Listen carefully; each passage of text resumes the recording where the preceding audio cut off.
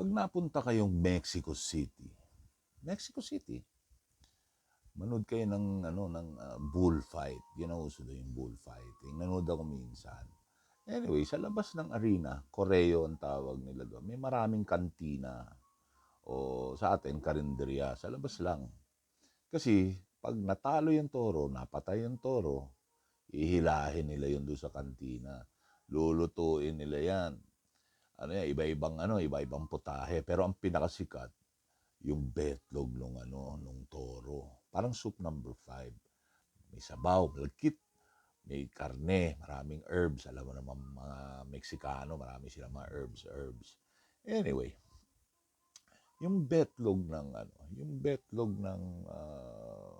toro. Kasi laki yan siguro ng softball.